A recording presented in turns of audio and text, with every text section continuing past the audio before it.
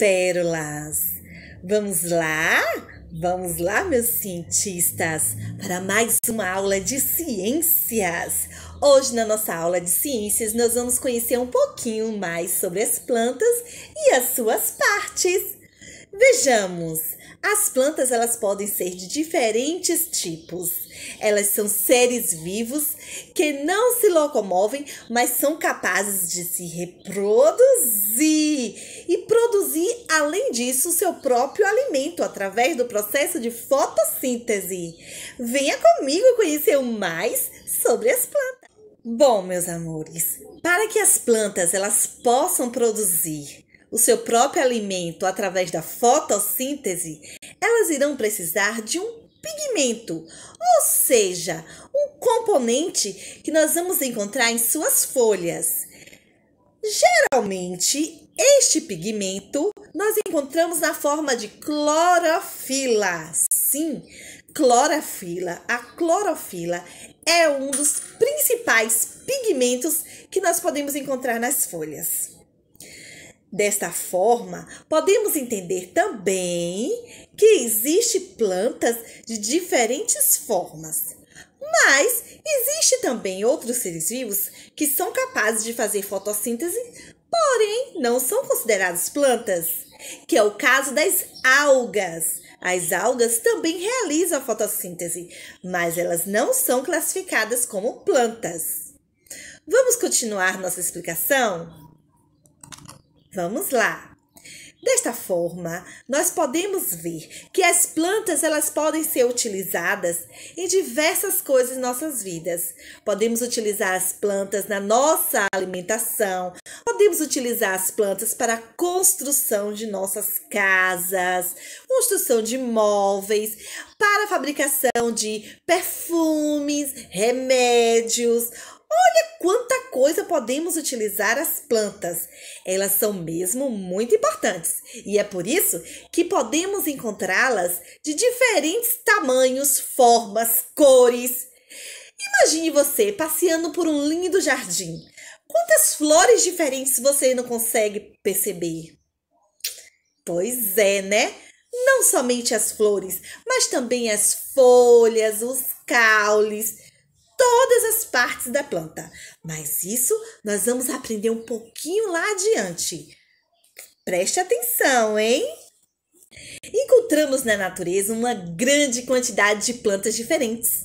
Temos árvores com vários metros de altura, plantas rasteiras, temos também plantas com frutos, plantas sem frutos, plantas que dá para você perceber as folhas e as flores. Já tem plantas que você nem consegue perceber as flores de tão pequenininhas que são, né?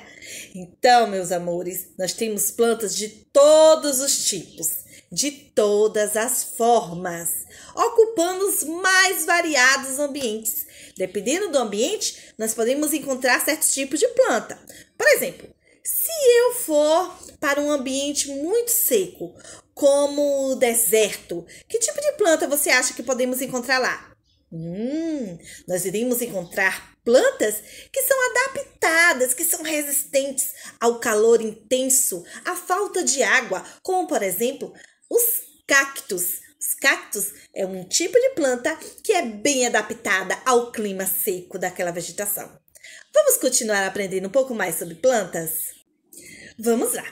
Na botânica, parte da ciência que estuda as plantas, há 4 grupos diferentes de plantas, com características fáceis de serem observadas. A separação acontece considerando, por exemplo, a presença ou a ausência de vasos condutores, sementes, flores e frutos. O que seriam esses vasos condutores, meus amores? São como se fossem canudinhos dentro da planta para levar a água e os nutrientes para todas as partes dessa planta. O primeiro grupo de plantas que nós podemos encontrar são os musgos. Os musgos são plantinhas muito pequenininhas e elas estão presentes em ambientes que têm bastante umidade. Eu tenho certeza que você já encontrou musgo aí, por exemplo, na parede do tanque da sua casa ou até mesmo no pé da pia do quintal. Ambientes úmidos, ambientes que tem bastante água. Os musgos, meus amores, eles não produzem flores nem frutos e suas folhas, seu caule e suas raízes, eles nem são considerados verdadeiros. Isso mesmo, porque eles não são tão complexos como de outras plantas. Então depende de muita água, por isso que a gente consegue encontrar eles em ambientes com muita água, com muita umidade. Eles precisam dessa água porque é através da água que substâncias elas vão passando de uma parte da plantinha para outra. Bom, meus amores, as samambaias têm altura variada. Nós encontramos tanto espécies de poucos centímetros quanto de alguns metros de altura. São maiores do que os musgos, pois têm um caule com estruturas que possibilitam o transporte de substâncias pela planta. Então, elas vão ter aquele sistema de condução maior um pouco, tá? Então, ela vai ter ali aqueles vasozinhos ali, transportando esta água pela planta, certo? Mesmo assim, ela depende da água para a reprodução. Por isso, vivem em lugares úmidos também e com bastante sombra. Além dessas plantas, nós temos também aqui as araucárias. As araucárias já são bem diferentes, porque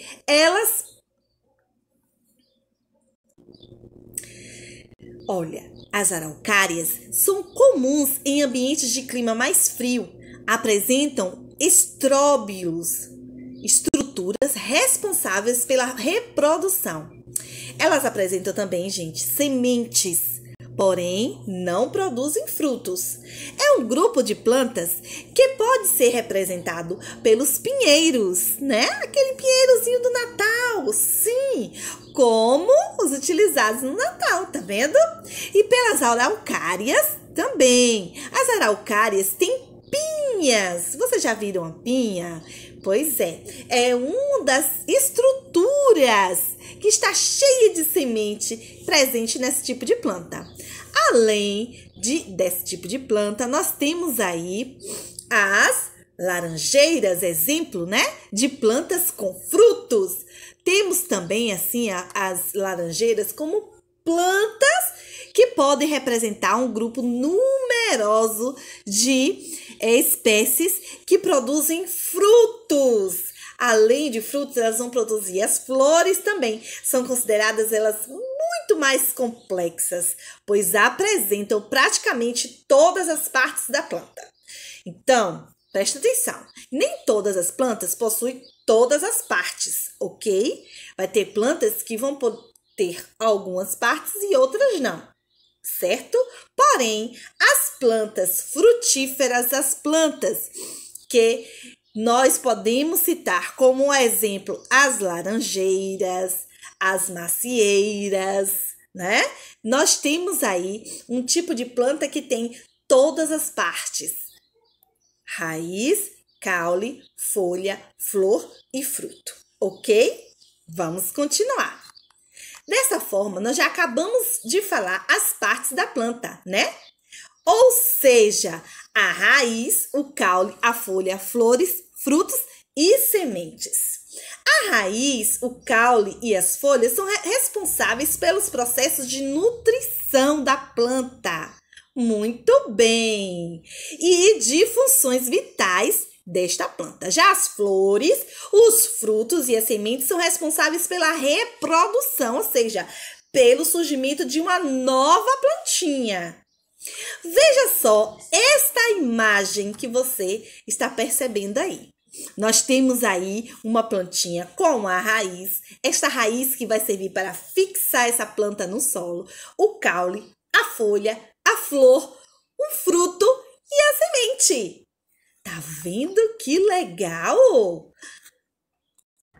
Vamos continuar, meus amores. Olha, a prova mostrando para você aqui, acompanhando pela imagem, tá?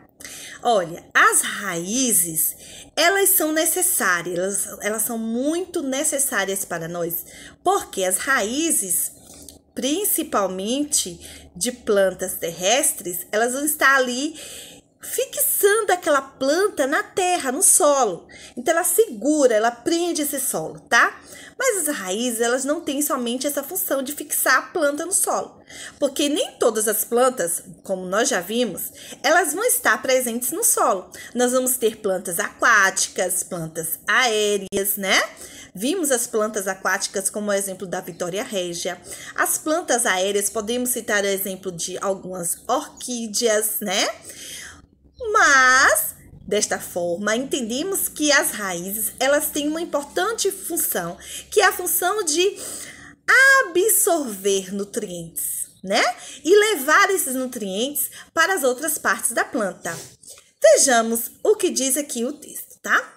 Então, nós temos aqui que a raiz de uma planta tem a função de absorver água e nutrientes do ambiente em que ela vive, seja esse ambiente terrestre, aquático ou em cima de outra plantinha, que são as plantas aéreas, tá? No caso das plantas terrestres, tem a função também de fixar a planta no solo. Há diversos tipos de raízes, mas podemos ver na imagem um exemplo comum, no qual há uma raiz principal e outras raízes aí secundárias, que são bem fininhas ou chamadas de laterais, ok? Vamos continuar. Olha só esta imagem. Nós temos uma raiz principal aí, que a raiz ela é a maior, né? Que tem um diâmetro maior também, ou seja, ela é mais grossinha. E as raízes laterais são mais fininhas, tá? Então, as raízes podem ter variadas formas, possibilitando que as plantas também, né, habitem em diferentes ambientes, como no solo, na água, que nós já vimos, né, ou sobre outras plantinhas, né? Então, nós temos aí alguns tipos de raízes que permitem que a planta armazene nutrientes. Preste bem atenção agora, tá? Como é o caso das raízes tuberosas, tá? Por exemplo, a cenoura é uma raiz tuberosa. É uma raiz que armazena nutrientes. Se você gosta de cenoura, vai gostar de saber dessa informação. A cenoura é cheia de nutrientes, né? Veja alguns exemplos diferentes de raízes.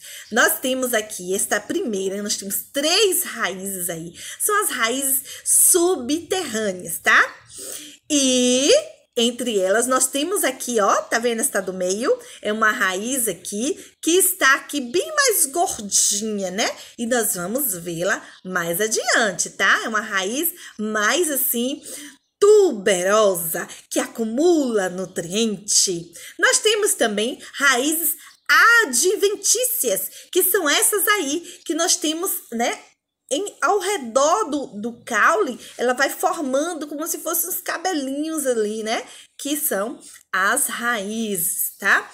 Temos as raízes aéreas. Veja só como esta planta, ela fixa em outra planta para poder ir subindo e ramificando, né? Por toda aquela planta principal. As raízes aquáticas, né? Que são das plantas aquáticas. Temos as raízes escoras, que podemos observar nas plantas de mangue, né? As plantas do manguezal. Temos as raízes tubulares, parecem tubos realmente, por isso recebem este nome. E as raízes grampiformes, né? Que parecem com grampos. Tá vendo como os nomes, eles lembram aí o que são cada raiz? Que legal, né? Conhecer essas raízes. Mas temos outra parte da planta que vamos conhecer hoje, que são os caules.